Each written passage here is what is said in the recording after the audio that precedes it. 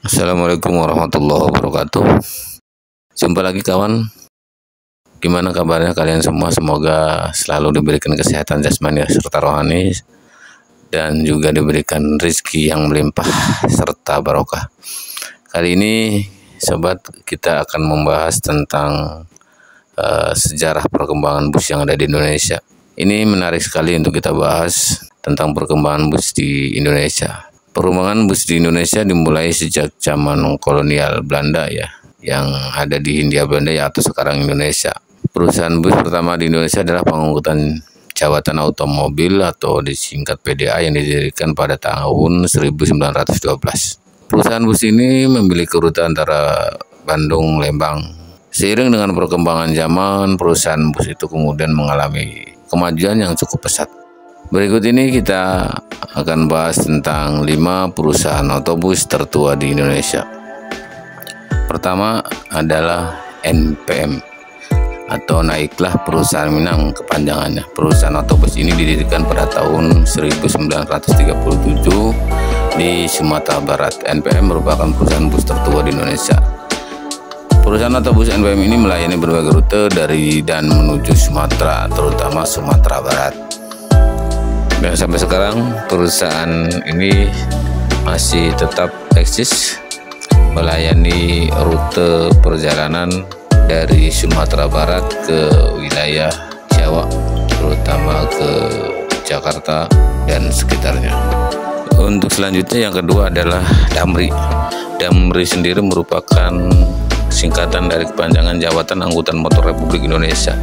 Perusahaan otobus ini didirikan pada tahun 1943, tepatnya di zaman penjajahan Jepang. Dan kemudian perusahaan otobus ini dikelola oleh pemerintah Indonesia yang merdeka sejak tahun 1945, tepatnya tanggal 17 Agustus.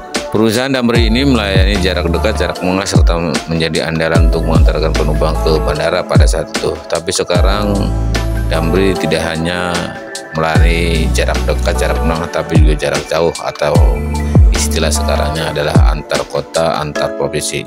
Untuk selanjutnya atau yang ketiga adalah PM Toh atau Perusahaan Motor Transport Onderman Hasan. Perusahaan otobus ini berdiri sejak tahun 1957 di Aceh yang sekarang bernama Nangro Aceh Darussalam. PM Toh melayani rute-rute dari dan ke Banda Aceh hingga ke Pulau Jawa. Bus-bus PM Toh dikenal mengandalkan sasis dan mesin dari perusahaan Jerman.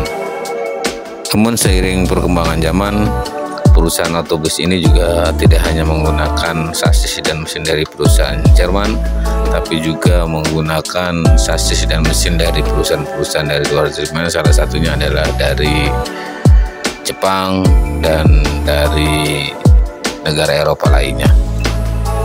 Baik, yang selanjutnya atau yang keempat ada perusahaan otobus ALS atau kepanjangannya Antar Lintas Sumatera. Perusahaan otobus ini didirikan pada tanggal 29 September 1966 di Sumatera.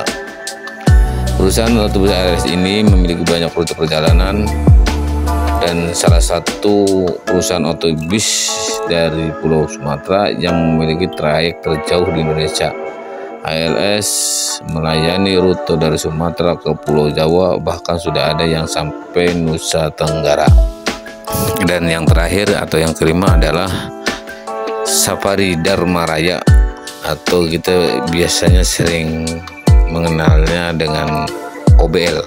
OBL sendiri sebenarnya nama pendirinya Ain bin Lim ya. Perusahaan ini berdiri sejak tahun 1969 di Temanggung, Jawa Tengah. Safari Dharma Raya ini melayani rute di Pulau Jawa, terutama dari daerah Temanggung, Magelang hingga Jakarta. Perusahaan ini sampai sekarang masih tetap eksis melayani rute-rute perjalanan yang ada di Pulau Jawa. Demikian yang bisa kami informasikan tentang 5 perusahaan bus tertua yang ada di Indonesia. Mudah-mudahan bisa menambah informasi atau pengetahuan Anda tentang bus. Demikian, kurang lebihnya minta maaf. Wassalamualaikum warahmatullahi wabarakatuh.